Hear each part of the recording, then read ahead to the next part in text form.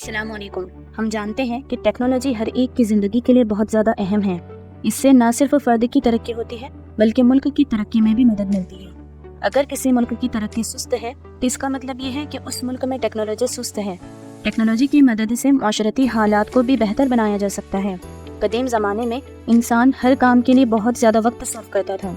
आज टेक्नोलॉजी की मदद से इंसान हर काम कम वक्त में कर सकता है।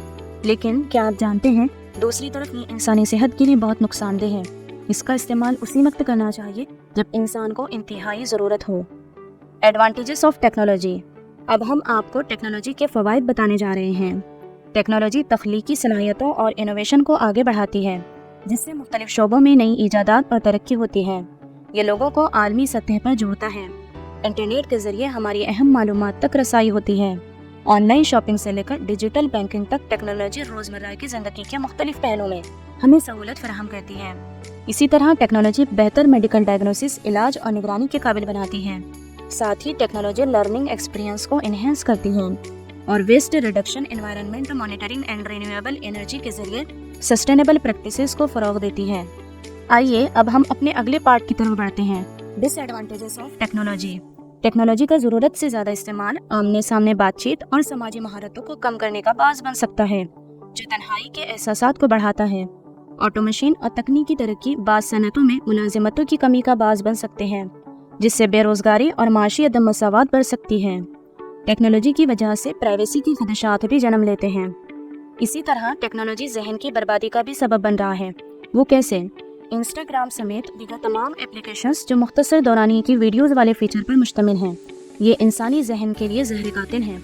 इंसान की सोचने की सलाहियत का सारा दारोमदार उसकी कॉन्सेंट्रेट करने की सलाहियत पर होता है, और ये मुख्तसर वीडियोज़ वाला फीचर कॉन्सेंट्रेशन को तेज़ी से तबाह कर रहा है।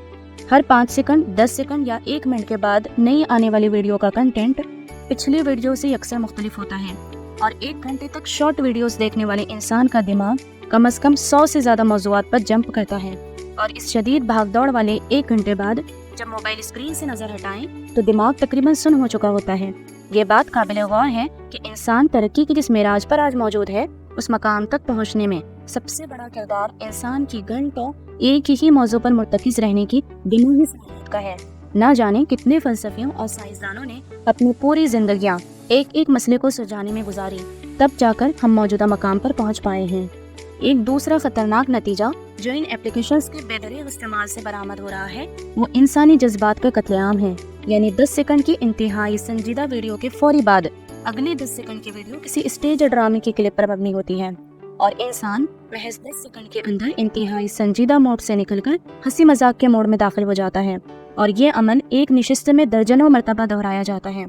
इससे ज़्यादा देर तक एक ही एहसास को बरकरार रखने की सलाहियत शदीद मुतासिर होती है। इसके बराह रास्त नताइज जो सामने आ रहे हैं वो ये है कि हम किसी एक तरह की सिचुएशन में बहुत जल्दी बोर होने के आदी होते जा रहे हैं। ये मुस्तकबिल में इंसानों को ज़ॉम्बीज़ में बदल देगा।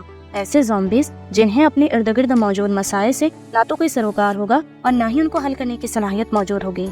इसी तरह टेक्नोलॉजी डिवाइसेस में ईयरबड्स का बड़े पैमाने पर इस्तेमाल किया जा रहा है। ईयरबड्स छोटी स्पीकर का एक पेयर होता है जिसे हम अपने कानों में पहनते हैं, जिससे हम म्यूजिक और फोन सेल्स को सुनते हैं।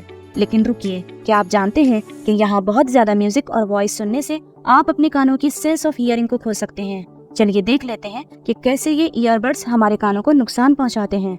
हमारा कान 3 पार्ट्स से मिलकर बना हुआ होता है, और वो मिलकर काम करते हैं और साउंड वेव्स को प्रोसेस करते हैं। ये 3 parts outer ear, middle ear और इनर ईयर होते हैं। इनर ईयर, जिसे हम कोकलिया भी कहते हैं, ये फ्लूइड फील्ड स्ट्रक्चर होता है, और इसमें टाइनी ईयर सेल्स होते हैं। ये हमारे दिमाग को साउंड मैसेज करने में मदद करते हैं।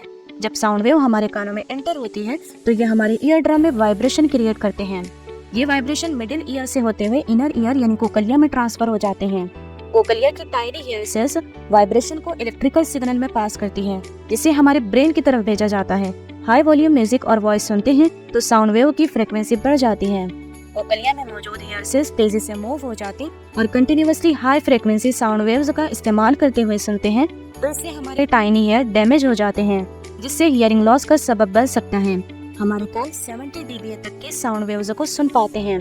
60-60 मिनट के रूल का इस्तेमाल करके हम अपने कानों को डैमेज होने से बचा सकते हैं।